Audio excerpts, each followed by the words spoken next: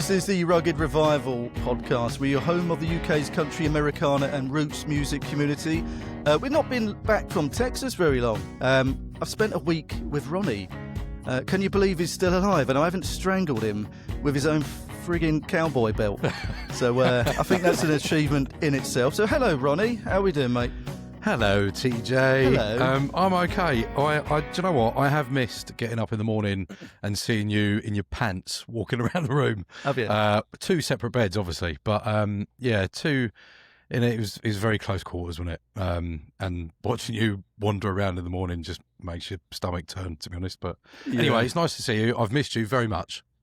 Well, that was heartfelt. Thank you for that. Anyway, okay, moving on. We've actually got a guest on this week. I say like we never got a guest on. Yeah, we've actually got a guest. Got a guest. Can you believe it?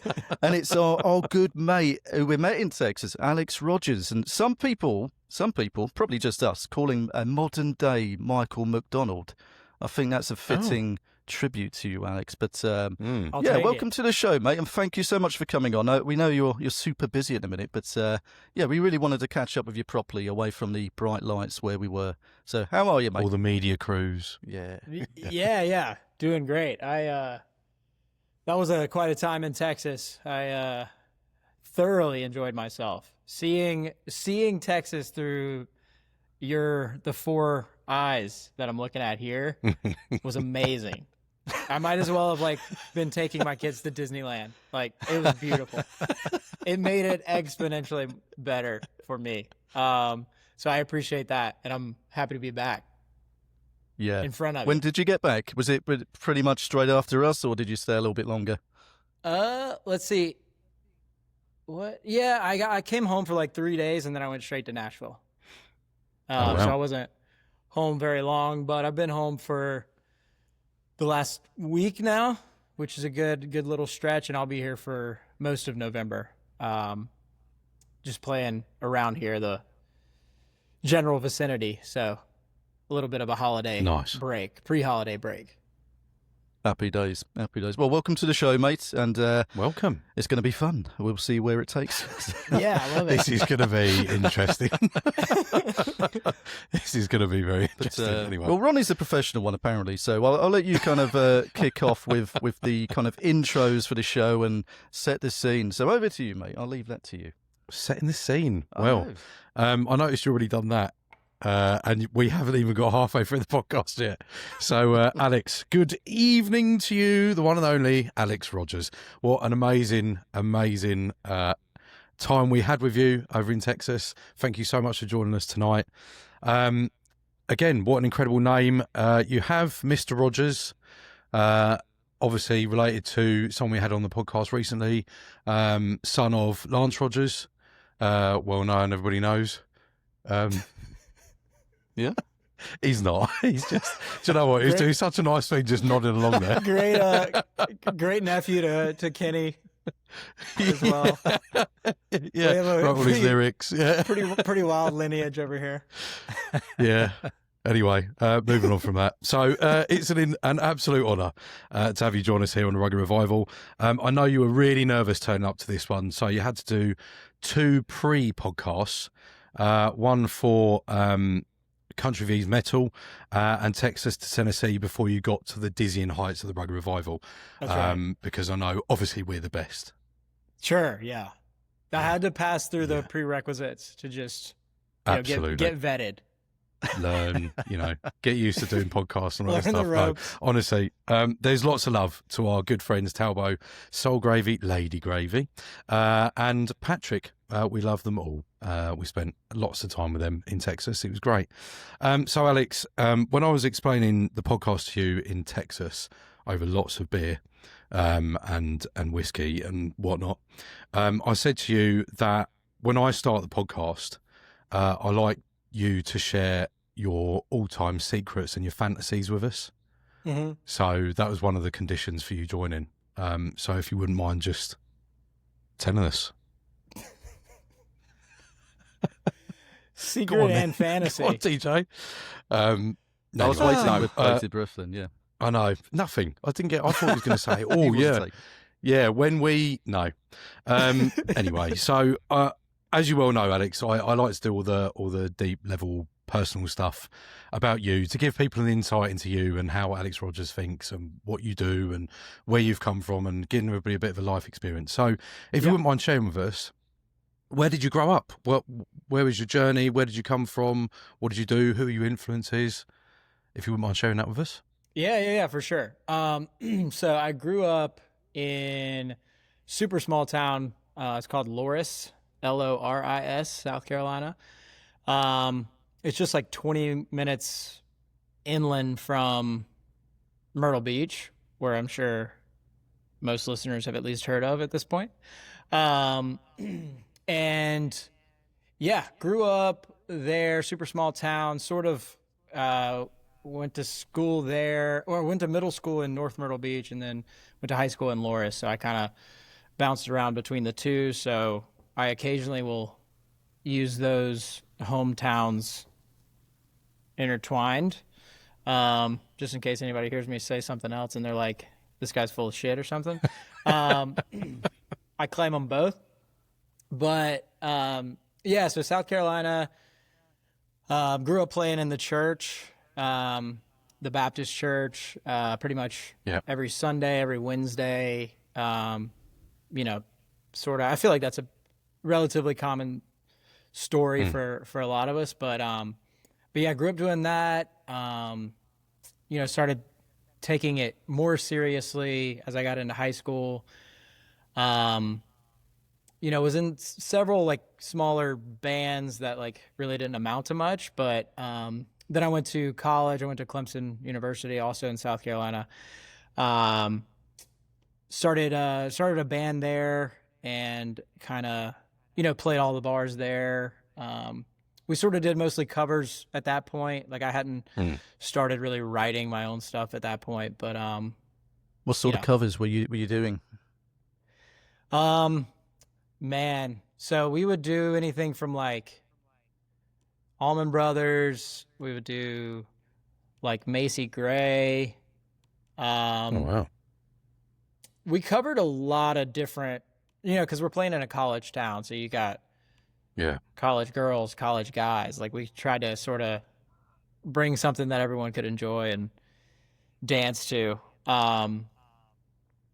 So yeah, we cover like a lot of Black Crowes and, sort of around my voice. We tried to like pick stuff that either kind of fitted already or that I could kind of work around and fit into, from a cover perspective, which was a lot of fun, obviously. And then, graduated, moved to Atlanta, and then I was in a band there. Disco Tendencies was the name of that one. Oh, wow. That sort of was a joke that we had a tendency to disco, but sort of similar thing. Kind of started out with covers, and then that's sort of when I started writing lyrics mostly for that one, because in that band I was basically just a front man, so I wasn't even really playing guitar in that band. I was just up there singing and shaking my ass a little bit, So disco beats, yeah. Yeah. We weren't even close flares to, in a minute. we weren't even close to disco, but I don't know. That name stuck, and people liked it. But yeah, I started writing for that band, and we ended up releasing 2 albums. But we were all kind of like all over the place genre wise, and didn't really know. It wasn't like super cohesive, and anyway, all good. But we all just kind of like moved elsewhere, and that's kind of how it phased out. And then so now I live in Northwest Florida, and am attacking the solo thing. Have been for the last 5 or 6 years, writing a lot, and as you guys sort of got to witness, and singing and performing just as much. So that's sort of it in a nutshell, I guess. Does that answer your question, Ronnie? It certainly does, and it's very much appreciated. But I think that just just to pick up on two bits that you mentioned. So you said about, it's weird, I was talking about Macy Gray last weekend. I haven't heard that name in years. And when you said about it, I can picture it now. And when you said about, you know, looking for songs that sort of matched your vibe, your voice, I've got to say, and I was going to wait until the end to say it, but your voice is mind blowing. I've never really heard anybody that has got the same tone, power as you. So, you know, definitely go and check you out on some of the songs you've released already. But yeah, mind blowing, unbelievable. So thank you for sharing your experiences with us, your early experiences. Is there anybody that specifically you saw as influences in the music industry, or certain artists that you more inclined to go towards, any certain genres? Yeah, you know what's funny? Like you sort of get this question a lot, and I've realized recently don't answer that it yeah. This is nothing new. Yeah. No, but I was thinking about it recently actually, because like or at least myself, I find myself like becoming more aware that I was influenced by people later. Like I never have a really good answer for who's influenced me, but I'll be writing or doing something or hear a demo that I got back, you know, and I'll be like, wow, that is straight down the middle, so-and-so or whatever. So it's funny. It's like retroactively, I realize who has influenced me, and it like clicks later, I guess. But my answer to that always is like the initial question is the Allman Brothers, more specifically Greg Allman's voice and just like the emotion that he, you know, put through to everyone, you know, on all the live albums specifically. It's just like, I don't know. It's imprinted in my brain. My dad was like an enormous Allman Brothers fan, and it was like basically the soundtrack of my childhood were the Allman Brothers and just, you know, Southern rock. Now people like Marcus King and things like that, people that are keeping that sort of genre and feel going, I sort of kind of gravitate to. And there's some newer ones too, like Cassius Culpepper. I love what he's doing.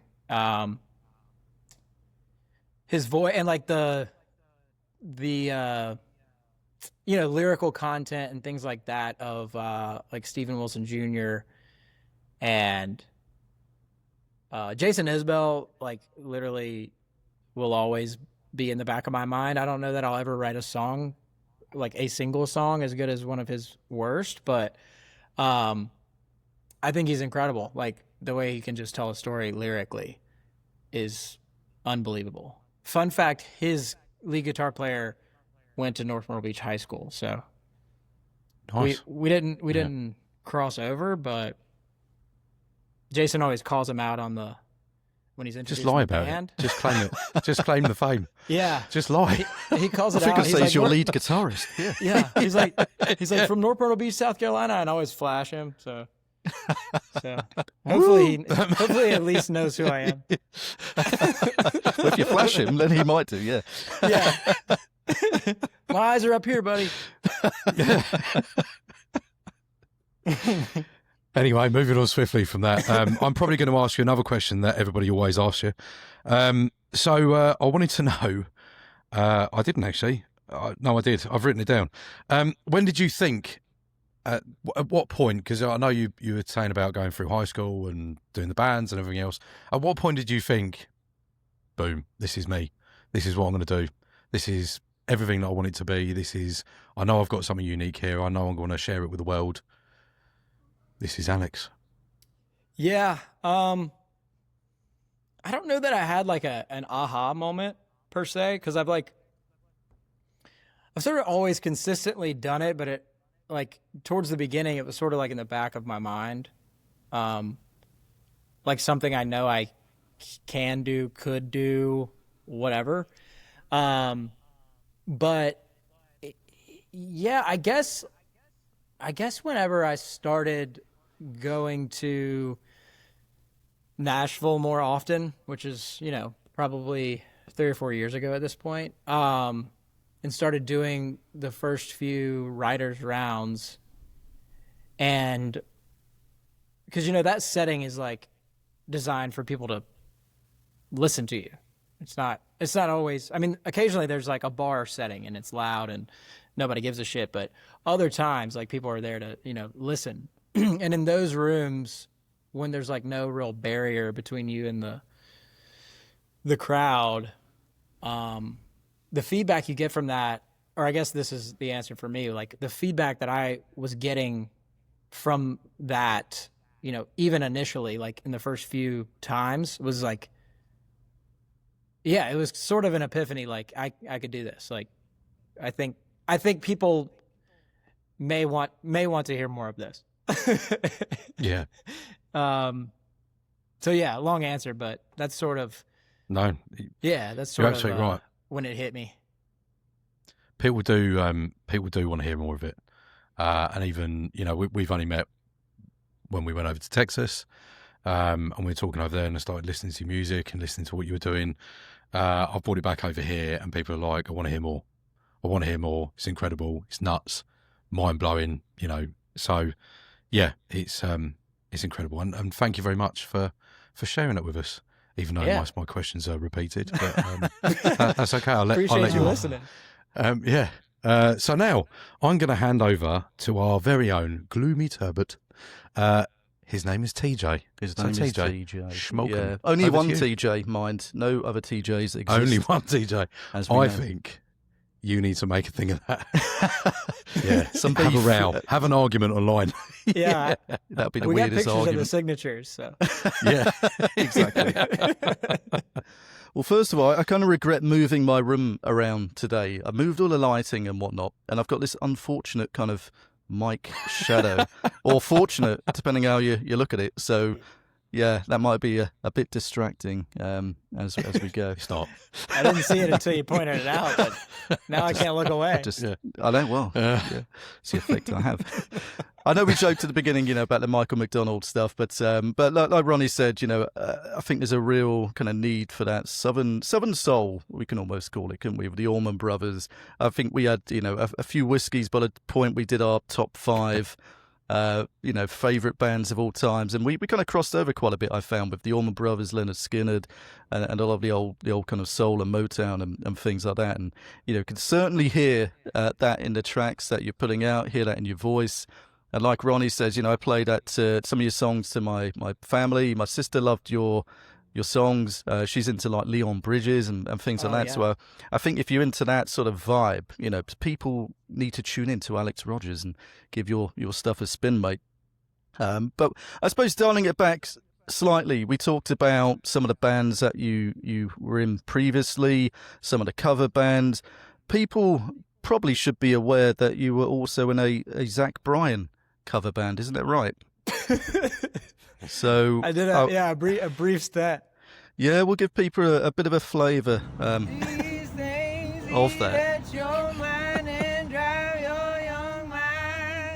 Needs a bit of work, I'll be honest. Totally forgot the chords and I don't know the chords. Songwriting knows it. I don't know much. So there you go, that's a little known fact. That would surface. It's just the way she came out. You sing too? I was like, yeah, it was sort of. Yeah, you're singing-ish. So, Yeah. I'm mumbling. We were both at the back screaming, woo! we were like, got our lighters out. Go on, Alex, give it some. We had a great time in Texas, mate. Like you said, it was like Disneyland for us, and it was just. I think we probably got on Talbot's nerves by the end of the week because we were just having such a laugh and giggling like a couple of 12-year-old girls throughout the week. Yeah. Just having a laugh, really, and seeing the sights. We're very fortunate, very lucky to have someone like Talbot to invite us out, but not just do that, but I suppose like yourself, take you to some places that you probably would never go and see yourself had you been kind of on your own experience out there. So, to Yeah. go to these historic venues, to the songwriter venues, to see certain people that we know and love, it was just an incredible week. But, we talked a lot about our own experience. But for you, was that your kind of first real time spending, an amount of time in Texas, shall we say? Yeah, that was the first. I've been to Austin a bunch just for, just to go, never for like music stuff as of yet. But yeah, that week was the longest time I've been in Texas. And then, also the first time I had ever been to like DFW area. But yeah, I loved it. Just as much as y'all did, I think. I talked to Tabo the other day, actually. We were talking about how is everything an hour and a half away from each other? That was kind of a learning curve, but no, I had so much fun. And again, to your point, Tabo like set up so many rights for me and introduced me to so many people. I feel like I doubled my writing network in the course of like 4 days. And then came back with, 4 or 5 songs pretty much done. So yeah, it was incredible. And then the obviously the event was off the rails fun as well. It was couldn't incredible. have been better. Yeah, it's probably one of the best nights I've ever been invited Unbelievable. to. Yeah. So we'll talk about that in a bit, because there's some bits from that particular night I think that are interesting, and it'll be good to kind of dive into that. But yeah, Texas was a strange place. I think America's odd for us. Everything in England is little: the roads, the houses. I felt like a midget. Is that the PC term? Before I start getting myself in trouble there. Little I felt people. like a little Little person. people. Hold on. Yeah. Anyway, you know what I Little mean. person. Everything just Don't ask seemed. me. What's the word, Alex? Help me here. Come on. Say it. Do it. Go on, say something naughty. Too late. I did it. But do you know what I mean? It just felt like I was in a computer game sometimes, in like Grand Theft Auto, going to some of the gas stations, just anywhere we went just seemed really weird, didn't it? Yeah. We just ended up... And everything. Oh, wow. It's Everything was massive. wow. Yeah, I think that's what oh, my we God, said. they've got Mountain Dew. Oh. Yeah, I need it now. I'm having withdrawal symptoms from Mountain Dew. Really, That'll yeah. happen. Terrible. Anyway. But for you, what was kind of the oddest thing about Texas that is different to where you're from? Oh, wow. I don't think I find anything that odd.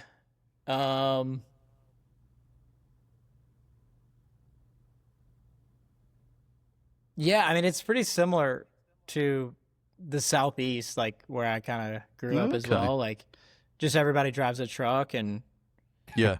everything is big. Everything is obviously bigger in Texas. Yeah. But yeah, nothing really stood out to me as super odd. Except that I had a couple of Brits follow me around everywhere. We're British. Giggling behind you. Yeah. Everywhere you went. Yeah, we did spend a lot of time in the car. It was an experience. Yeah. Okay. Well, if we talk about, where you are right now, so it's the Florida Panhandle, isn't it? Yeah. North, kind of west. So I'm sort of familiar with that. I haven't been to Pensacola previously. So what is the music scene like there? The only kind of artists I think we've had on from that way have been Leon Mysin, who seems to be gaining a lot of traction in the kind of folk arena and that side of things. But yeah, from your experience, what's it like over there? It's pretty quiet, honestly. There's a good amount of like private type gigs, like in terms of playing out and stuff. There are a lot of good musicians. I would say not as many like writers. There are several. Like I have a really good friend who's technically based in Nashville, but he spends a lot of time here at the beach as well. So he and I kind of like, we trade places often, which is weird. But I will say there's like this is a big Nashville and Texas vacation spot. So I don't know. It's like a weird, like you can still make connections and still like see people while you're here. But short answer is like there's not a huge scene here, I wouldn't say.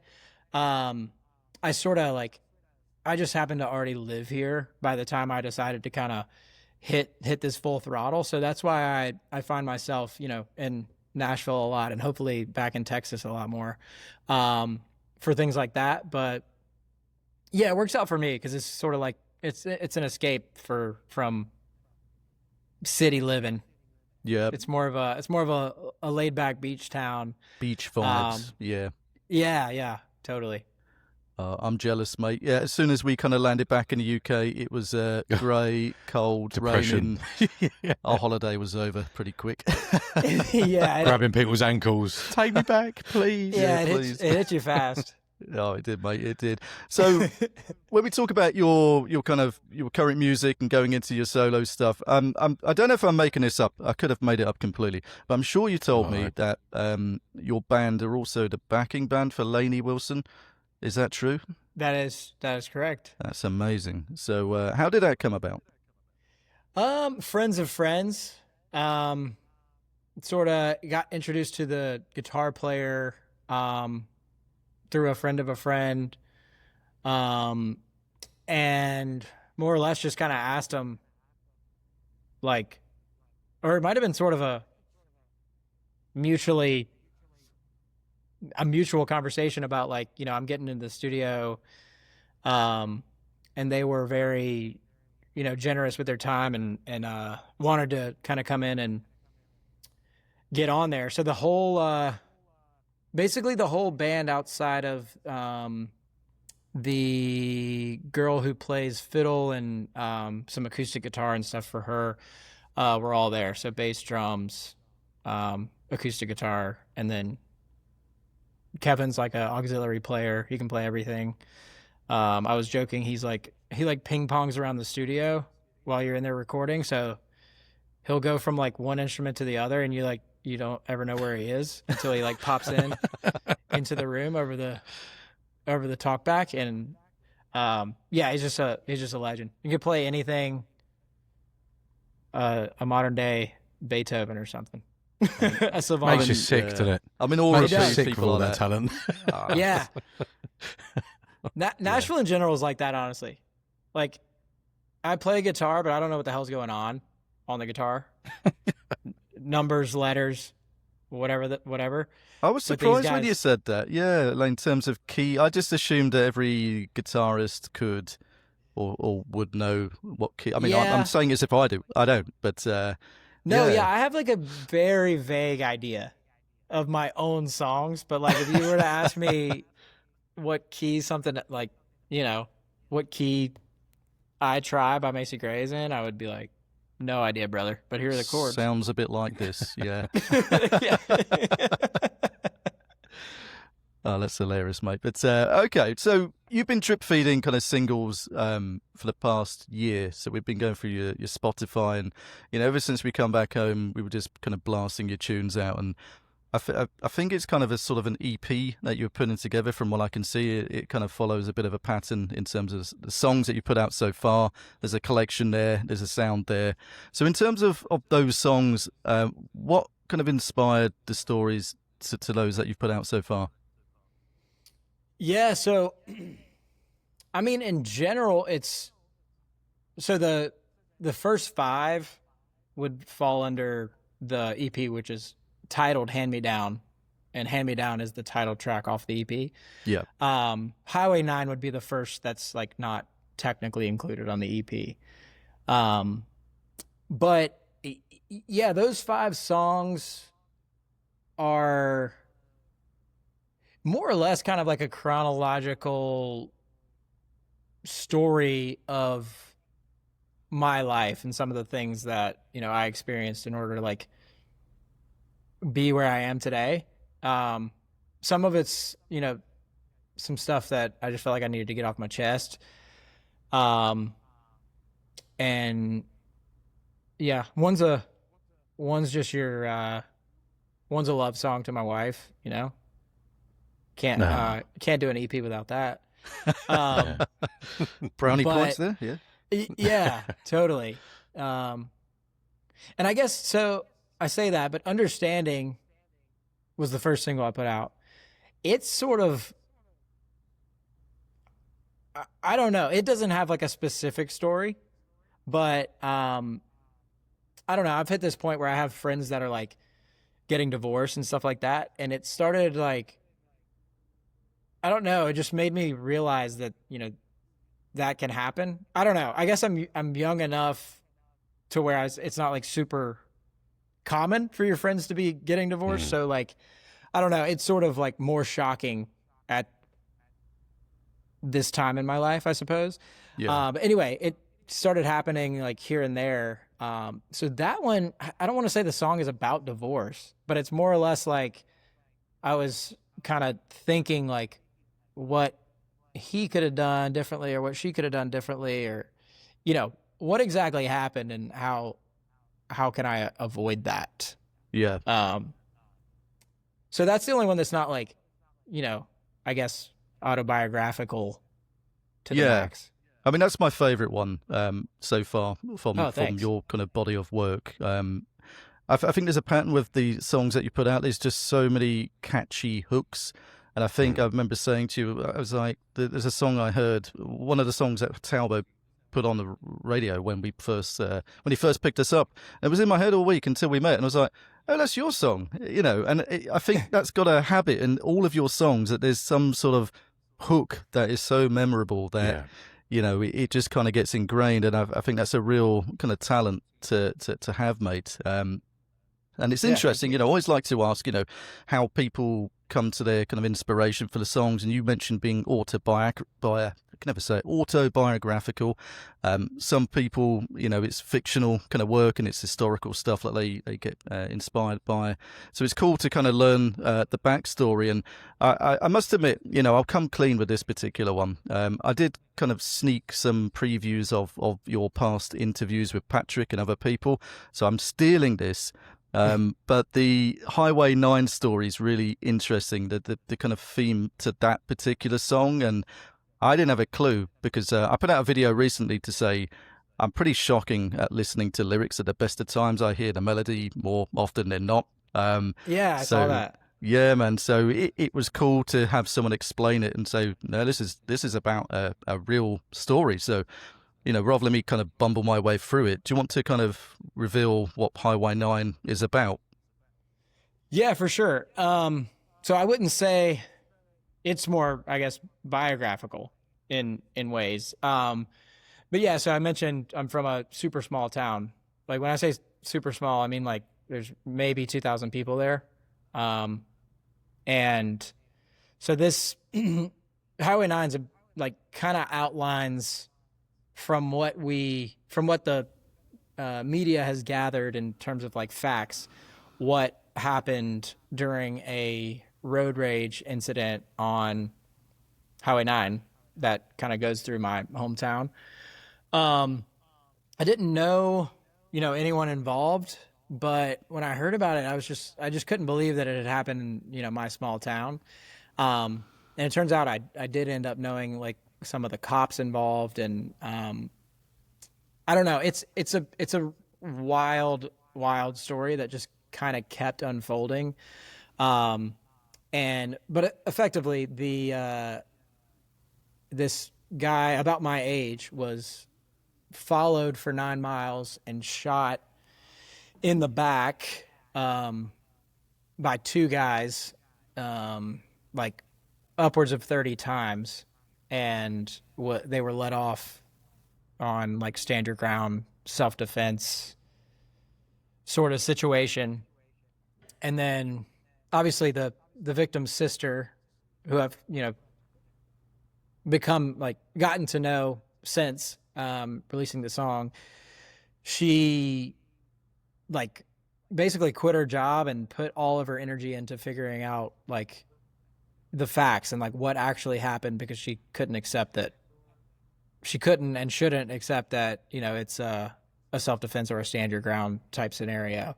So the case is ongoing, and like I said, I have no skin in the game, other than the fact that I was like, it angered me, the story, and the song just kind of popped out of the air, and I wrote it within like 15 minutes. Wow. And then it was one of those things I was like, I don't know if I have any business like releasing this song. Like I have nothing to do with it. But, you know, I ended up, you know, talking to his sister, that's who I cared most about in the grand scheme of things. Like I didn't want to overstep in any sort of way. But no, she loved it, and she thought it was a good synopsis of like, to give everyone an understanding, people that may not know about the case or may not have heard the story, or, you know, may not be from South Carolina or have any, you know, reason to know about the story. It sort of gave it a more like digestible way to at least become aware of it. And that was, that ended up being sort of the goal. And then, I will say about that Highway 9 did get featured in a Wall Street Journal podcast. It's a 4-part like mini series called Camp Swamp Road. So if anyone, you know, listens to the song and takes interest in it, I'd recommend listening to that, because it kind of outlines everything, you know, in way more depth, obviously. Yeah, I think people should, and perhaps we can put that in Definitely. the link when we release this episode, so people can check the full story out and, you know, give some more context to your song. But I just thought it was incredible. I had no idea. Obviously, it's not local to us, but to kind of hear that story, it's so interesting. There's lots of media stuff online about it. I think people have put YouTube and of kind of mini series, like you say. So I think it's good for people to kind of watch along. And, you know, we're really grateful, mate. You know, I know we had a few drinks on that particular night, and when we came back, and I drunkenly asked you if you wanted to record a couple of tracks, but we did Highway 9 as one of them. Would you mind if we played a quick snippet of that so people can find for sure. that as the Grit Sessions on YouTube? So have a listen to this, guys, and you know, make sure that you're following Alex off the back of it. 9 miles down Highway 9, they hunted him down. That boy was running for his life. Standing your ground with no ground to stand. Fire and rounds that drew his back make you feel like a man. That was sweet, mate. You know, I really enjoyed recording those sessions. It was something a little bit different. Normally we do it around the UK, and we find, you know, these kind of nature places. But, you know, when in Rome, we did it at a top secret location. That's right. Top secret. Obviously, it was George Strait's house. We ran out of sunlight. We did. No, I'm too scared to go outside in Texas because there's bugs and stuff. So Moths. I was moths, massive moths. Yeah. I was quite happy to stay indoors. Awesome. But yeah, go and find it out on YouTube. We got 2 tracks there, and we'll play a little bit of the other one later on if you're okay with that as well, mate. Oh yeah. But yeah, I mean, I think your week was really cool, and we kind of got to follow you around in Texas for that period of time that you were there, and there was sheep. like sheep, drunken sheep in the back of the car. What are you doing? But you had some time with some amazing artists, and you know, I think Jared Morris is one of them. I think you had limited time with him on that particular day just because of the events. But other people I love listening to, like Dustin Massey, Drew Harrickle, definitely Zach Wilkerson, and Tim Lightyear. And I don't know if I've missed anyone off of that, but you know, just awesome dudes all round. There's definitely a couple I've missed off, I think, on one of the last days. No, I think that was everyone. I'm trying to think. Remember we went through that dodgy little town? Yeah, I recall it. But anyway, we'll come back. But in terms of, you know, I loved, I mean, I think Ronnie nipped to the torta at that point, and we took a decision to ditch him, as we did any time he left us, because it was just funny. But that was the point that you were with Drew and Dustin.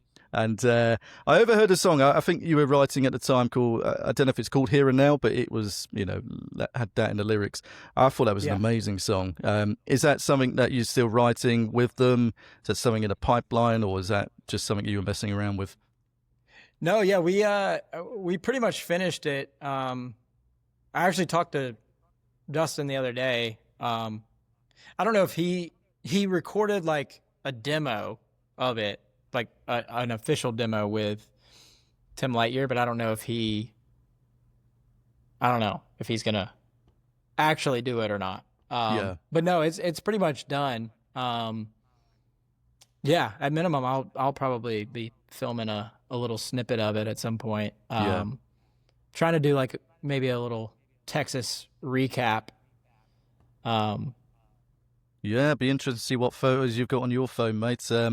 Can't be as dodgy as ours, but maybe they are. You know, we'll wait and see what you've got. But yeah, I mean, with those songwriter kind of sessions, yeah, we heard some of the demos that you kind of put together. So we were fortunate enough to listen to that in the car. Ronnie was obsessed with one of the songs and requested it from Talbot, and we're going to release it everywhere just without your permission. Oh, good, yeah. Because that's what Yeah. we do. Oh, He's got Johnny Woods. Johnny Woods was the guy. Johnny Wood, yeah, there was he's a the one I tall wrote guy that as one with. well.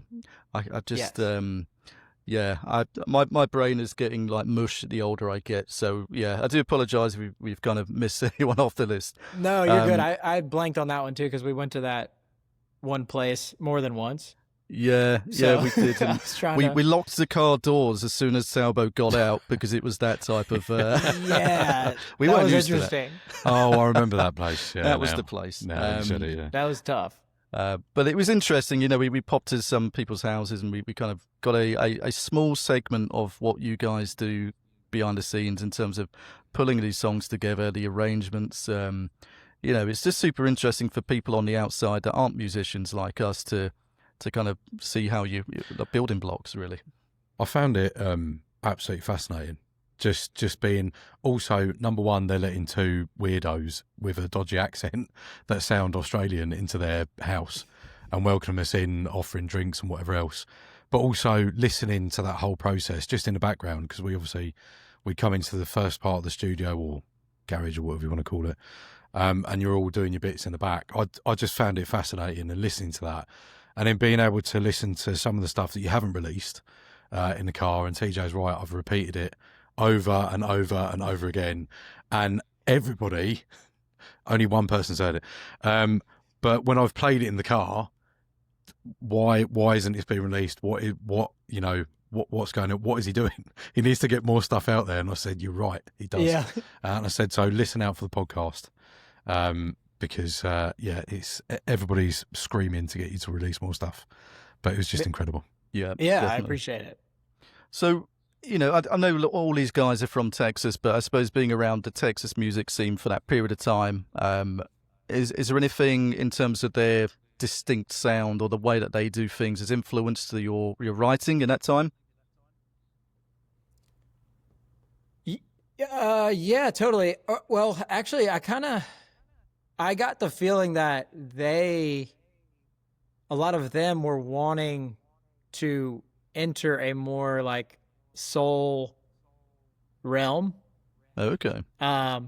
So I don't know if that's just because I was there, but it seemed like we kind of clicked on like the end goal of being like, you know, injecting a little more soul than what maybe some of them were more used to, or even me. I mean, I write all sorts of stuff. But if it's for myself, you know, I kind of lean a little more soul influenced. But yeah, I mean, even before going there, I've been influenced by, Texas in general. I think one of my top 5 of that night was Stevie Ray Vaughan, like just that gritty, in your face, I don't know, just Texas blues really, like, even if it comes down to like just the feel of the song, that's a great way to like start a song, especially with a bunch of guys from Texas. So, no, I guess to answer your question, it felt very natural and easy to write with all of them.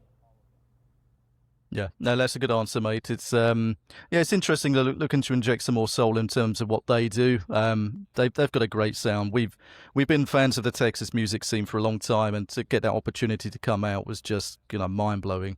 And that kind of leads us into a good segue. I always like saying that word; makes me sound intelligent It does, somewhat. Yeah. Like you planned it.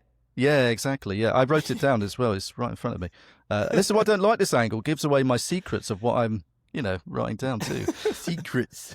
Gives away my secrets. My secrets. Shut up. Anyway. So Stocktober was obviously the event that we certainly come out for. And this was held at the Rhinestone Saloon in the northern part of Fort Worth, I want to say. I'm not overly familiar with Fort Worth in itself. It's the first time we went out there. But, put together by our good mate Albo as part of his Cowboy Distortion brand, which is awesome. We've got some koozies in the background and other stuff with that on. Amazing opportunity to come out. I think there are around like 30-plus artists out there. And the kind of gist of it was that everyone got pulled out of the hat at random. They got 2 songs. Such a great idea. It was amazing, yeah. So there were some people that didn't play, but that was okay because the people that did play were amazing. And I think who kicked off the night was Mint Steel. Never seen Mint Steel before with Drew Harricle on the Tinkling the Ivories, as we say. As Tinkling the Ivories. Tinkling the Ivories. All right, we'll go for that anyway. Yeah.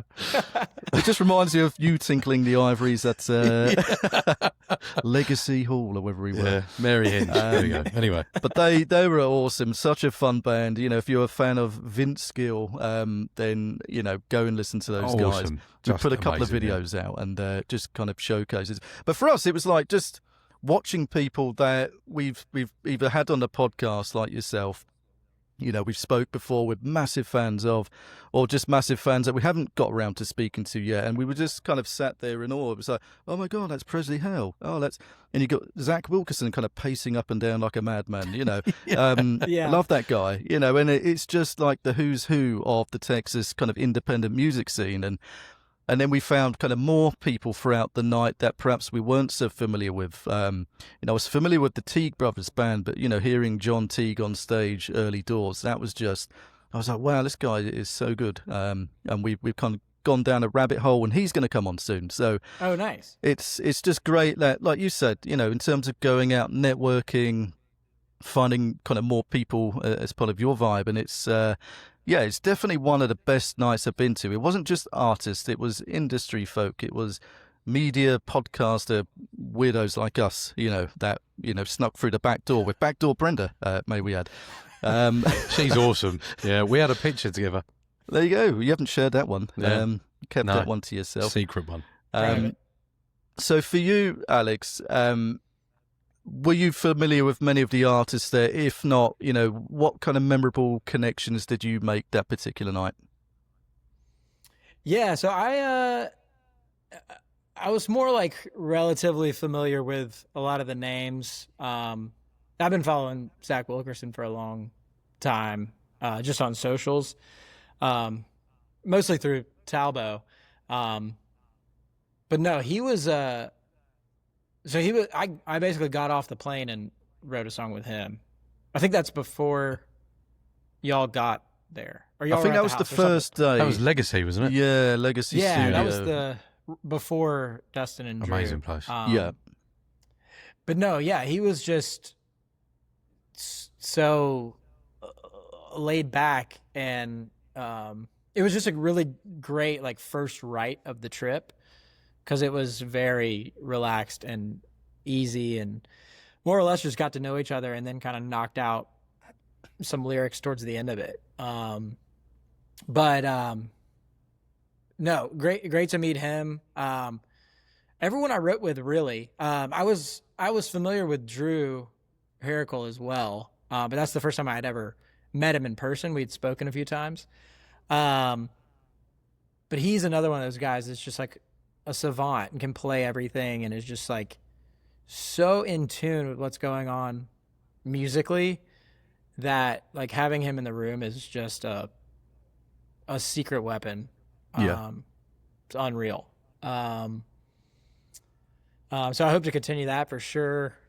I mean, really everybody I met, most of the people that I wrote with, obviously I spent the most time with and had the opportunity just kind of to be with. And then, what was I going to say? Tim Lightyear. We kind of ran short on time, so we like only got to start a song, but I just feel like, it felt like we were getting onto something, but had to leave. So we've already, talked on the phone about, getting back together and doing that. And then I'm also hoping to get some time with him to get back into his studio for a change of pace. For me, because I've only recorded in one place so far, for solo stuff. Get back out to Texas for another week and try to knock out 4 or 5 more songs with him. So that'll be cool, mate. That seems like a good sort of connection, mutually beneficial connection that'll keep going. Yeah, definitely, mate. I know you kind of had a brain fart just then, and I did earlier. So, and the person I was thinking of was David Trimble, I think, at the other. He's an awesome dude. I love his music. He's got some great tunes out. So, it comes back to us eventually. Incredible. I think it's an age thing. Like the cogs kind of kick back into gear. That's me anyway. Yeah. I'm not describing you, mate. So, Yeah.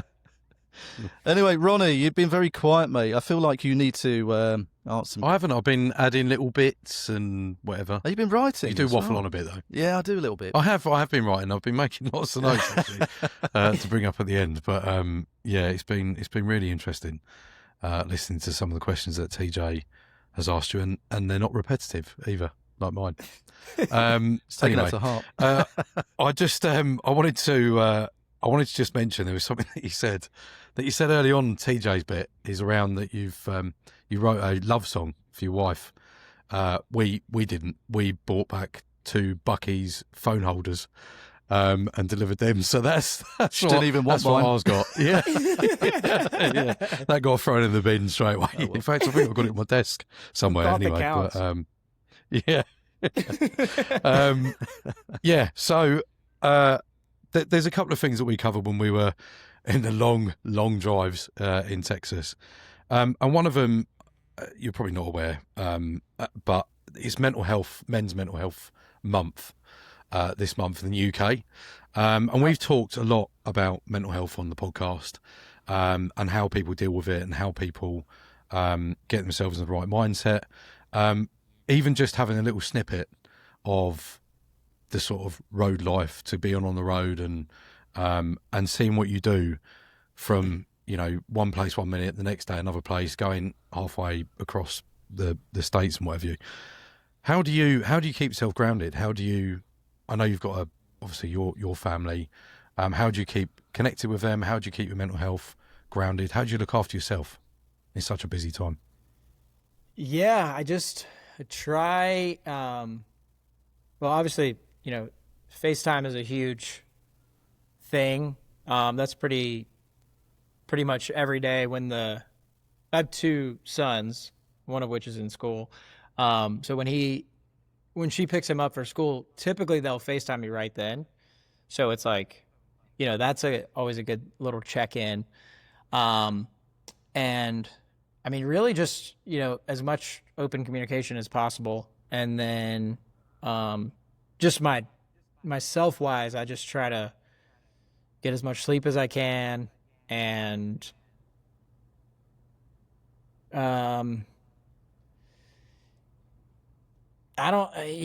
just try to just stay focused. Like especially in the morning when you wake up, like I feel like it's important to just like start doing something, whether it's writing or outlining or sending emails or whatever, but just don't just become like not a morning person just because you were up late the night before. Just try not to waste the day. That's 'Cause good. You can easily do that in a hotel room or whatever, wherever you are. So, Yeah. Yeah. Absolutely. And I think just checking in with yourself, everything that you've just been saying is just having a bit of a short, sharp check and making sure that you're looking after yourself, and again, staying in contact with your family. Yeah. Is a Totally. huge thing. TJ, what about you? How do I keep myself we grounded? spent a lot of time. Yeah, I don't know. I don't know why I just asked you that, but what about you? Seeing as it's Mental Health Month, Men's Mental Health Month, what do you do? Well, I like to keep myself physically active. No, that's a lie, I'll be honest with you. I don't know. I've never really thought about it. It's obviously important, and I spend a lot of time on my own because I work for myself. I work from home, so I don't see a lot of people in the day. So when people do come home, I've got to come out of this kind of shell almost to be dad, be husband, and kind of click back into things, from being isolated all day to then, having people around me. So I think it's just, I don't know. I think you've got to be present. So when people are there, I think it's being present. And for me, it's having a laugh. If I'm feeling a bit pissed off, I'll ring Ronnie up and vice versa. And then we'll just wind each other up even more and make it worse, probably. Yeah. So, yeah, I think having a good, bunch of mates, as blokes as well, I think as blokes, that's important, and, for me, I think having that laugh, taking the piss out of each other, and, sometimes it's going for a pint down the pub. That's all I need personally, is to kind of, if you're having a bad week, just an evening with your friends or family can kind of see you right. So, yeah, everyone's different, mate, but that's how I do it. Yeah, I think that's great, and thank you for sharing, both of you on that. I know it's a bit of a taboo subject sometimes, but it shouldn't be. You should be able to talk openly about it and see how you do it and what you do in the industry and what you do here. And so, yeah, thank you very much for sharing that. And obviously, if anybody's listening that needs to, go and talk to anybody, we're always at the end of a phone or end of a message or whatever. We're always all here. So anyway, so on the subject of mindsets, when we were at Stocktober, it was really interesting. I like looking at people's body language and what they do and prepping themselves, getting ready to go on stage and do what you've got to do, especially in that environment, because you've got people's hats being pulled out of names being pulled out of hats, where you don't know when you're going to go on. You don't know if you're first, you're last, you're middle, whatever. How do you prepare yourself to go on stage? What do you do to get yourself in the mindset? Man, that's a good question, especially in that scenario. I pretty much went into the night having convinced myself that I was going to play, regardless. You know what I mean? Yeah. So I mean, I just started. I started thinking about it the day I was invited. I was like, I'm playing. I mean, I got. Oh well, I got lucky. let me in now. Yeah, I got lucky and I did, but I sort of started preparing instantaneously upon being invited, because I was like, they're gonna pull names out of a hat. Interesting. But no, once I figured out, I guess he told us while I think we knew we were on deck a little early. So I mean, I did what I always do. I went and sipped a little bit of whiskey to get the vocal cords juiced up. And that was pretty much it. I started thinking about what I was going to play. Obviously, that's always a big thing for me. I'm never much of a set list guy. I always make a set list and never follow it. Just because I try to read the room. When you write a set list, you have no idea what the room is going to be feeling or looking like or whatever, So yeah, really, I don't know. I start early on the preparation. Particularly, that's the first time I've ever done anything like that where your name gets pulled out of a hat. Wow. So Yeah. I was just like, yeah, I'm just gonna. Well, I think it was unique for you guys as well, because it wasn't just playing to a crowd of people like us. It was a room full of your peers, It's quite almost, wasn't it? difficult. Yeah. And Yeah, totally. for you particularly, mate, and I would say it's a good thing, because I'm sure you followed immediately after Presley Hale, Race Ricketts, and Nick Yes. and Yeah. Niles, and I was like, You know, a lot of people are like, I don't want to be the guy that follows those, but you I know. did, and I think that was good because people did, they captured yeah. everyone's attention, and people's attentions were held, and they loved you. You know, I could hear people talking, going, "Oh, this guy is awesome." So I think it was a good thing that you went on at that point. It's funny you Yeah. mention that, TJ. When we're looking at the people in the, because it was a very hybrid room. There was like lots of people making noise at the back because there was a bar, and you've got little groups of people that normally go there, and then at the front, people were listening. They were dancing. I mean, you have people dancing when you started singing. The people were getting up and dancing. It was unreal. It was nuts. I know. Yeah, But yeah, it was an eclectic crowd for sure. Like, you know, some people were there to network, which is what it was for, and then other people were there to listen. So I don't know. It was like maybe less pressure than a regular gig would be in ways. Outside of the fact that it was like my first time playing in Texas, so I was kind of like, you know, I need at least a few of these people to remember me. Yeah. that was kind of in the back of my mind. But no, it felt good. It felt good. I'm also pretty used to playing for peers, I guess. Again, not to talk about Nashville again, but that's like everybody and their mother is a peer in Nashville. Like when you're out at a bar. Yeah, you're right. Everyone's a musician. So like, I don't know. That wasn't really a factor for me. It was more so just like, you know, being in a new place and also just not really knowing whether or not you were going to play or not. So, but no, it was great. It kept everybody on their toes, and, you know, it kept everybody there and engaged and stuff like that. I thought it was awesome. yeah, and they will certainly remember you. I mean, I've got some video footage that. From you playing, actually, not from the rest. Not anything don't worry. Don't be worried. Yeah, just to clarify. But there was we sat down. There was lots of people sitting around listening, and the more and more you started playing, the more and more people coming to sit down, and it was like this weird hush over the back. It was like they'd done that for Prezi Hale, and then they'd done that for yourself. There's a couple of others. They were sort of still making a bit of noise and whatever, and then all of a sudden there was that hush over the room, and I thought that's what.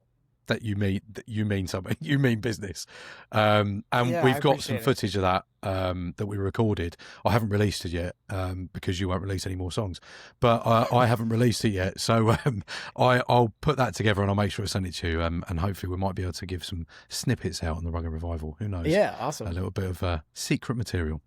But yeah, so and just leading on from that, why do you play to people? Why do you play to crowds? What do you enjoy out of it? What do you get out of it?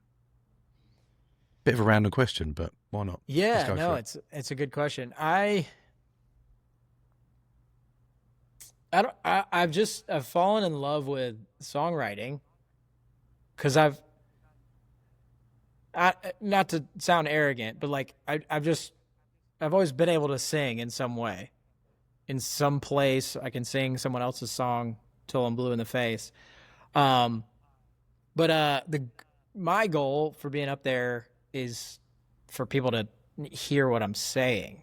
And if not, if they're like TJ and don't hear lyrics, at least to feel the correct emotion for what I'm trying to convey, you know? I felt it, mate. Yeah. Who's got any sort of clue about music? Yeah, pretty much. No. It's so common for people to not hear lyrics. I hear that all the time, honestly. But for me, like, the reason I'm doing it definitely is to get a message across. And that could be like a serious message, or it could be, you know, I write songs to where I'm like, you know, I'm looking for a laugh. Like, one line in a song could be, you know, designed around getting a smirk out of somebody. That's what I'm looking for. So it's like, I don't know. It's kind of a weird game. But yeah, and specifically for my EP, like, it is, speaking of mental health, like, it's pretty much all about, you know, either growing up with in my case, alcoholic, addict parents and things like that, and how that shaped you, or Yeah.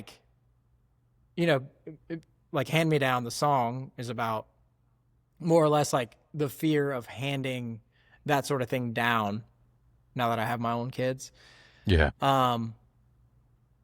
So yeah, it's a broad range of why I do it, but I feel it gives me purpose in a short answer. It's the only, like, I'm no public speaker, but like it gives me a platform to try to convey something that hopefully someone can relate to. Yeah. Yeah. I mean, I just from your songs that I've listened to already, you've got a million words in them songs that will mean the world to people. And you've got a very powerful voice that comes with that, being able to sing about it and being able to put your views across on that and about your history. So, yeah, thank you. Thank you. So, talking about your songs, we've got an exclusive playlist. This is the point we always have a fight, because I say you can have how many songs you Whatever want. you 6. want. Yeah. You can do whatever you like. Hair hanging down my neck for some reason. So it's horrible. But we've got an exclusive playlist. It's for everybody that listens to the Rug Revival. They can go on, listen to some of our favourite tracks. So 2 of your songs. What's the 2 of your songs that you would like to add to that to reflect accurately who you are, what you do, and your style? Okay. I'd have to go with Hand Me Down. I just love how it came together in the studio. It's, sort of unlike, like, the instrumentation specifically is just sort of unlike anything that I've heard recently. Yeah, I think that's a good place to start. And the lyrics, at least the feedback I've gotten have meant a lot to many people. So that combination, I think, is playlist worthy. And then,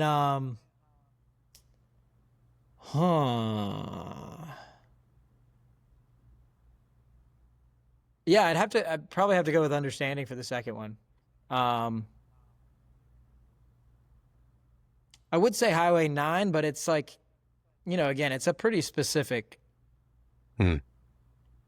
subject matter. I mean, it can be it can be attributed to a bunch of different things. But no, yeah, I think Understanding is more soul leaning. And I like that I was able to like lead off with that one.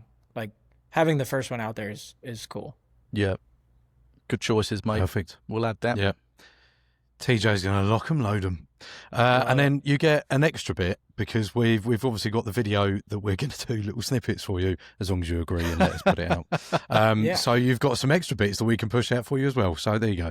It's going to be a whole advertising campaign around Alex Rogers. Yeah, I love it. Oh, I should. Why not? Speaking of segues, I do have a new song coming out next Friday. Yeah. Or Thursday. Thursday at midnight, however you want to look at it.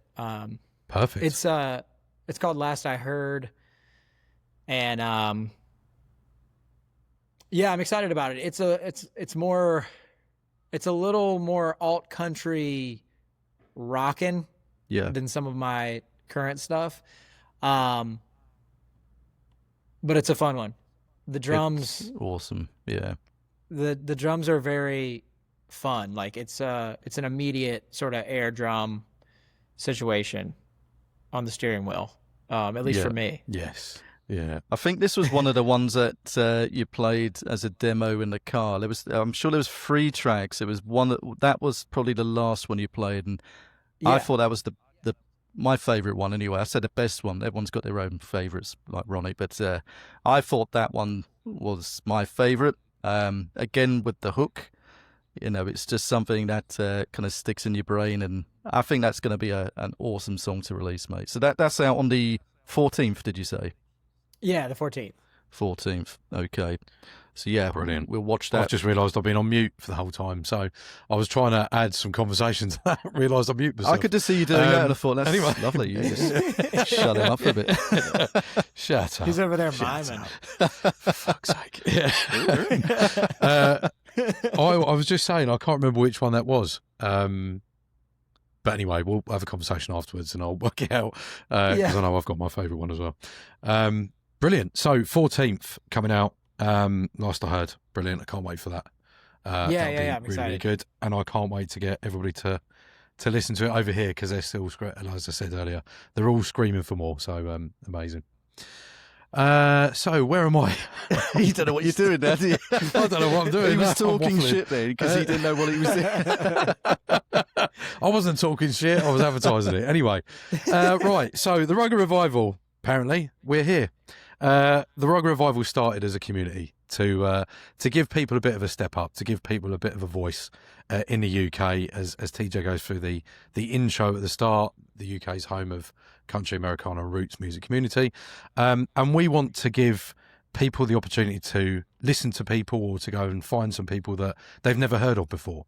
So, Alex, would you share with us anybody that you think is an emerging talent, anybody that you would definitely say you need to point these people in that direction, just to give them a bit of a shout out on here? If not, don't worry about it. Yeah, let's see.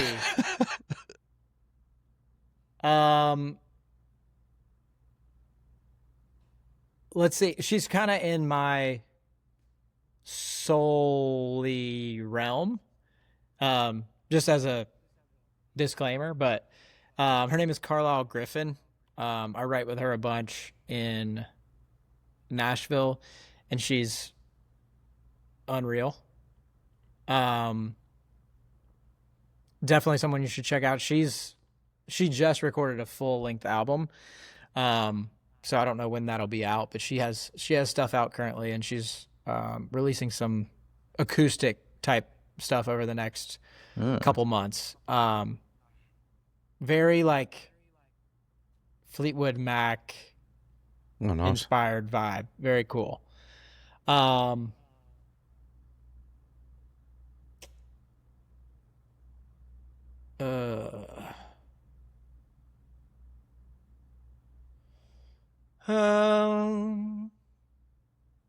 just stick with that one. Something else will pop into my head eventually, but no, perfect. And thanks again for sharing that with us. I know that it's a bit of a random question, but we like to do that all the time when we've got artists on, because it is a community. We're trying to push as many people out as possible. And we find new people this way as well. It's something to add to our playlists and think, actually, that's absolutely a cool artist. So, yeah, thanks, man. Yeah. Yeah. I'm not going to ask the last question because it's boring. So we're going to go into a game. That's what we're going to do. We're going to go into a game. You've only got a little while left with us, Alex. You can disappear. I'm all good. I promise. Yeah. All right. TJ, as soon as you're laughing your head off, and there we go. Let's play the game. You finished babbling now, have you? Right. I don't know if you remember this one, Alex, because we were probably like, several whiskies deep at our secret location, obviously. So we like to play a game. Well, we've only played it once because we were scared to play it again with more serious people. But now we've got a friend on the show. So we called it the Kiss Challenge. The Prince Kiss no, I was Challenge. talking about the other game. Well, I'm going to play We're this doing one. the other game in a minute. Yeah. Go on. Well, all right, play that one. Fuck you, this is my game, mate. So, Fuck you. So I think I've explained it before. So I remember listening to, Prince is an awesome artist, and he's probably in your wheelhouse, being, quite a soulful dude. But I was listening to Kiss one day, and I thought, this is just a hilarious song. You can sit down, listen to it. It's a good jam, but it's quite hilarious. So I'm going to play a couple of bits for you. So this is the original, particularly the opening that makes me laugh. So.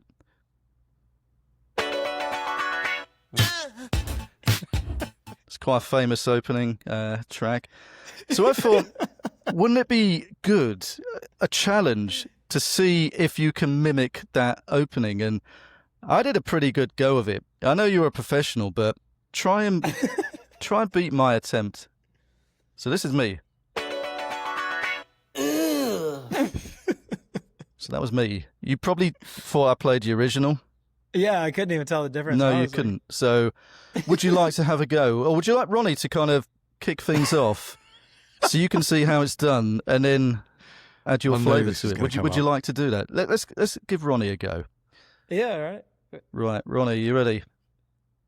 You had to prepare yourself last time, but I've got to prepare myself all the time. I'm in the room with artists. do you have to warm your vocal cords? Anyway, right. La, la, la, la, let's la, go. la, la. Go on. Timing's off again, mate. That's your timing, that's the problem. I like how you did the freeze frame too. Yeah. So, Alex, are you ready, mate? No pressure. I'm ready. Okay. I'm ready, let's see. After 3. 1, 2.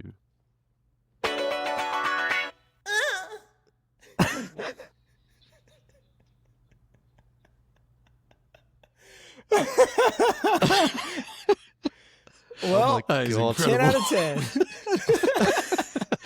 Smashed it. I wasn't expecting that. I wasn't. That was, God. that was Oh, I such think a I weed delay, myself too. a little bit, to be honest. I think Alex did. Oh, thanks for playing that, mate. I told you, we're one of the more serious podcasts around here. So, Yeah. yeah, I would give that. I mean, what would you give that, Ronnie? Should we start rating these as Oh. we do them? I'd have to I'm hit- giving it a 10 out of 10. Smashed it. Yeah. It's got to be, yeah. I put my heart and soul into it. Yeah, I'm not going to give 10 because that's perfection. So, and that's only me.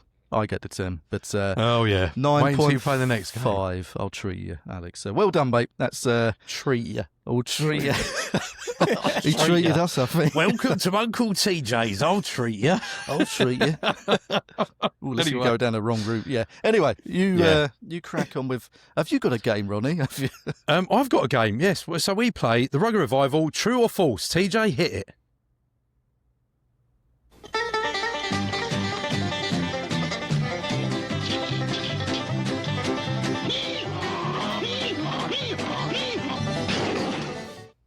Buckaroo. Buckaroo. So we do Rugged Revival, True or False. TJ hates it because he goes, just lose all the time and it's always fixed. It's rigged. It's not fixed. It's true. So I'm going to ask you a bunch of questions, and then you say true or false, and then I'll score it at the end. So bees can recognise human faces. TJ, true or false? True. Because these little fuckers sting me all the time. It's like they're homing on me. They recognise my little face. So that's true. Alex, true or false? True. They got all those eyes. I mean, they got to see something. You'd think so. Yeah. Beady little eyes. Beady little eyes like me. Beady little eyes. The first alarm clocks could only ring at 4 a.m. Alex, true or false? False? TJ. I want to go true. It's got to be something to do with farming, maybe. I don't know. Next question. The fingerprints of koalas are almost identical to humans. True or false, Alex? True. TJ. True. There are more fake flamingos in the world than real ones. Alex, true or false? True. TJ? Yeah, I'd say true because I think I've seen lots of inflatable flamingos. I don't know why. Never bought one Well, the personally. example was flamingos on someone's garden. So, like Florida, there's a lot of flamingos in people's gardens. So I don't know. that's Alex could answer that one. Is there? Plastic Have you got one ones. in your garden? I don't. That's some sort of. Alex, just lie. Just say yes. I'm gonna say it wrong, but that's some sort of like tradition that people put pink flamingos in your yard for something. Yeah. Is it like a certain plant, Oh. maybe? That attracts certain people, maybe. Yeah. Yeah. So have you Anyway. got one in your garden? Yes. Not for me. You can taste food better when you hold your breath. True or false, TJ? Ugh. Ooh. Ugh. No, I'm going to say false. Alex? I'm gonna say false. I've lost my place now. So, Coca-Cola was originally green. True or false? TJ? I'd say false. I reckon it was murky brown. Alex? Did you say Coca-Cola? Yeah. Yeah. The actual liquid? Yeah. Is it an alternative? False. Interesting. Used to And be then green- one last used to be one. green bottle. Okay. Can't have that though. I'm winning this one. That's Disqualified. So, last question. Humans share about 60% of their DNA with bananas. Humans share about 60% of their DNA with bananas. True or false? TJ? I'd say true. Alex? I'm gonna go false. Right. Thank you very much. So, scores. Okay. Because we have to wait half an hour for him to add them up. And... Do you know what? I was going to do something nasty then to say you've lost, but you haven't. So, actually, for the first time, Alex, I'm so disappointed in you. For the first time, TJ is the Rugger Revival True or False winner on this episode. Well done. Well, that's a long applause, isn't it? So the answers: bees can recognise human faces. True. The first alarm clocks could only ring at 4 a.m. True. The fingerprints of koalas are almost identical to humans. True. There are more fake flamingos in the world than real ones. True. You can taste food better when you hold your breath. False. Smell is essential to taste. Coca-Cola was originally green. False. It's always been caramel coloured. Caramel? Is it caramel coloured? Anyway. And humans share about 60% of their DNA with bananas. It's true. Ooh. So, play it, TJ. Oh, God, I forgot. Hold on. Hold on. For fuck's sake. No, the other one. Nice to see you. There you go. To see you. Anyway, thank you very much for entertaining me on that game. Much appreciated. I loved it. But I Alex, won, so you yeah, failed. there you go. I won. I won. Anyway, Me. over to you, TJ. Over to me. Have I got anything Yeah. else? Yeah, you got loads, Oh, shit. apparently. Oh, okay. Well, no, we've only got a little bit, Yeah. Alex. I know you're a busy man, mate, and you've entertained us for a while. But yeah, so you talked to us about your next single out on the 14th, which is cool. Everyone needs to kind of plug in. There's a pre-save link as well, and I'm pretty sure we pre-saved that to put on our official playlist as well. And I think the pre-saves help quite a bit just to kind of help you guys with the algorithms, so perhaps you can get on other playlists with Spotify and things like that. So yeah. And those links are on your Facebook, are they? Not on my Facebook. On my, I can put them on my Facebook. I probably should do that. But they're on my link tree, which is on Instagram and TikTok. Cool. So head over to that. Make sure you pre-save Alex's new song, and download the rest while you're there. You might as well, because it does help. It helps a lot. And I always like to ask the question, in terms of artists, and for us as regular fans, what else can we do apart from pre-saving and turning it up to gigs? Is there anything outside of that actually you found really helps you as an independent person? Have you done your merch yet? Yeah, I sell merch at shows. I just haven't done it online yet. I feel like I'll get there, but I just don't have the time to ship it out. I'm gonna send you guys a hat though. I didn't forget. That's very cool, mate. Yeah, so buying merch for sure, whether it's online or at shows, is super helpful. Yeah, I would say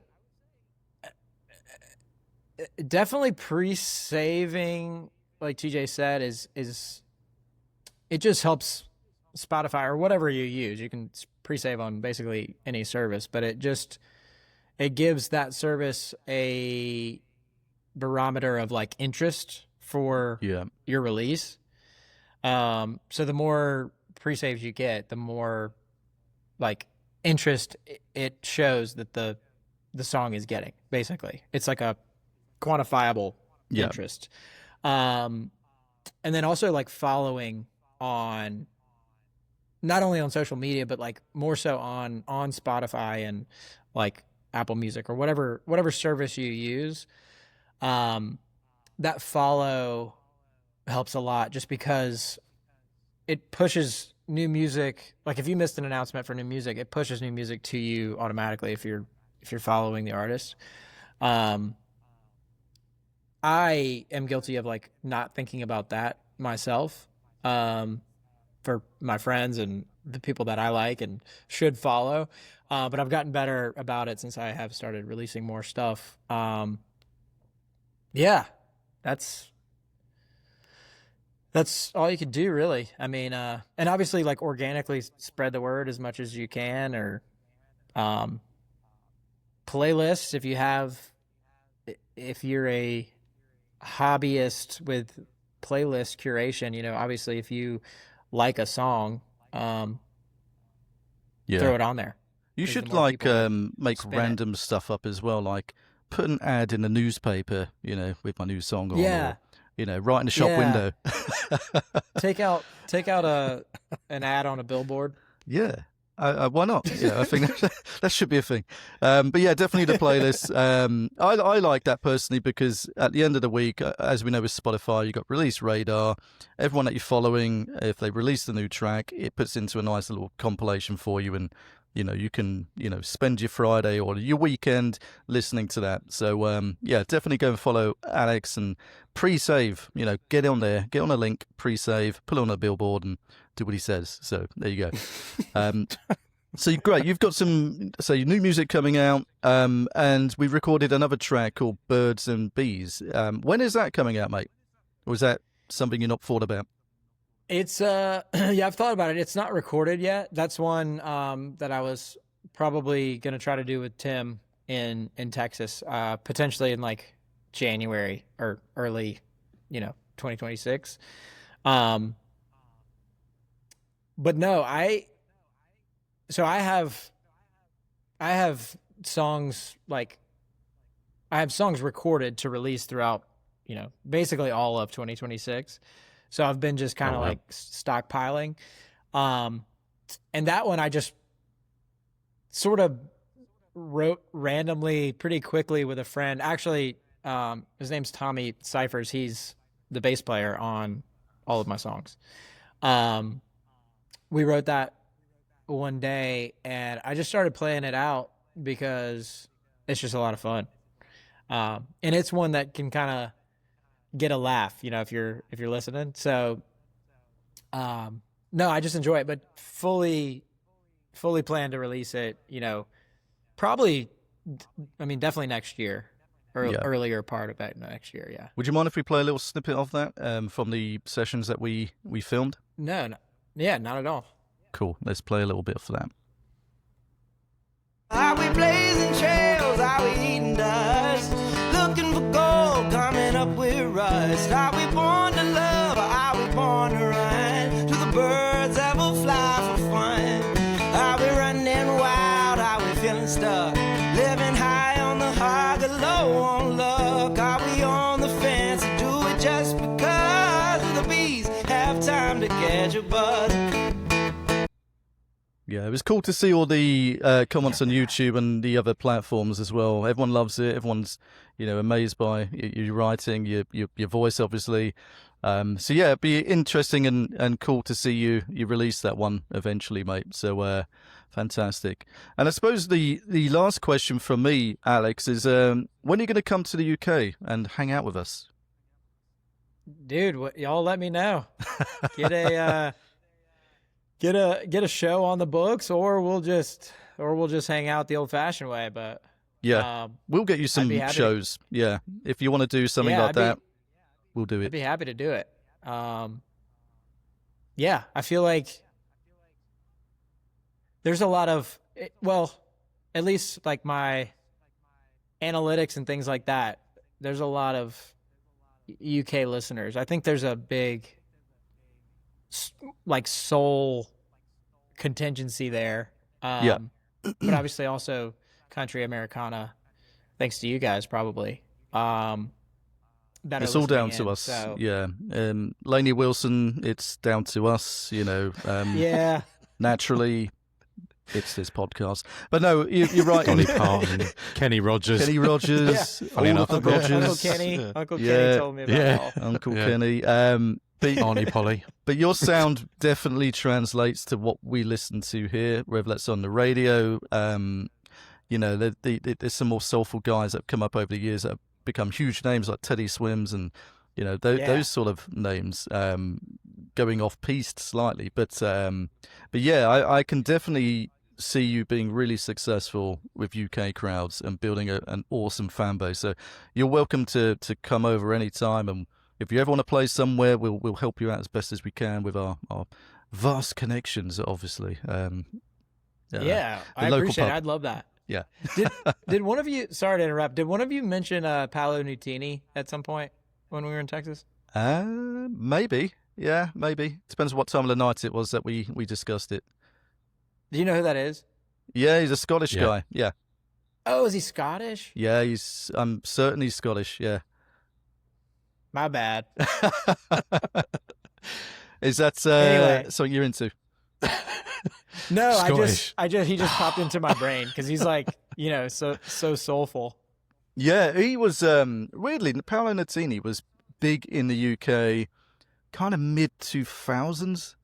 Yeah. And then he just kind of, I don't know. Maybe it's because I don't listen to mainstream radio. He might still be around, but for me, No, I don't think he is. I cover, or occasionally I'll cover his song "Last Request," Yeah, and sometimes people will come up and be like, did you just play a Paolo Nutini song?" Like Yeah. they just. that's random. It's just man. like a blast from the past from a lot of people. So It was like I don't know why that popped in my head, but Yeah, no, I can Shout see out why Paolo. you play those sort of songs though, because he's got a very soulful sound, and yeah, it's interesting that he's Scottish as well, because I'm sure he's Glaswegian or something, so he's got a quite a thick Scottish accent. So yeah, got it. there you go.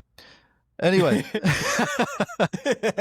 Ronnie, do you want to do the? Thanks for that, TJ. I don't know. I made it all derailed up. it. He's actually from Florida.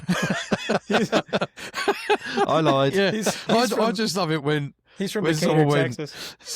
yeah. We actually passed him on the way out. But when someone said Scottish, everybody just went, Huh?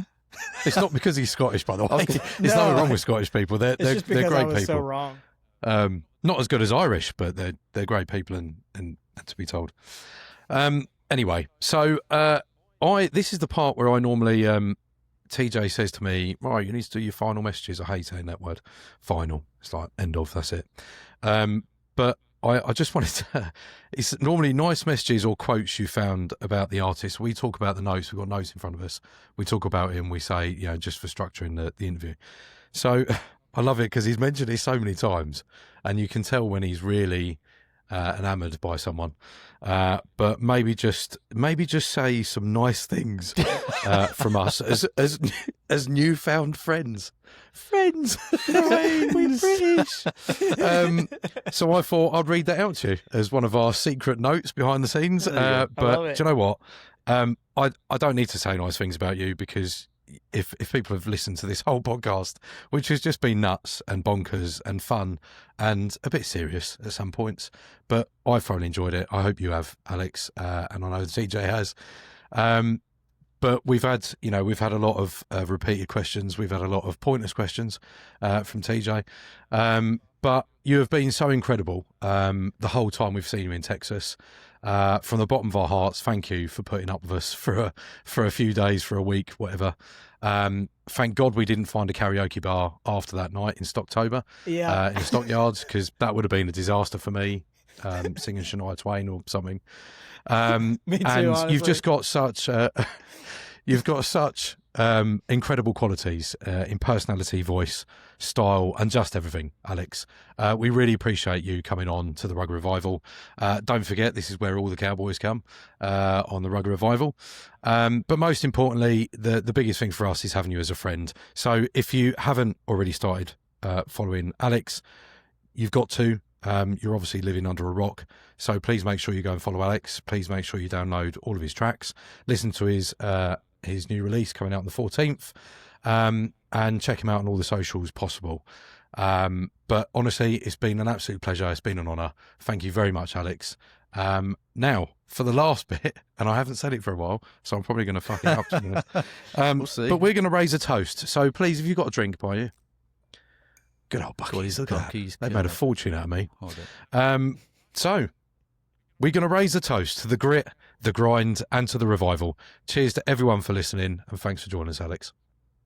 Cheers. Thanks for having me.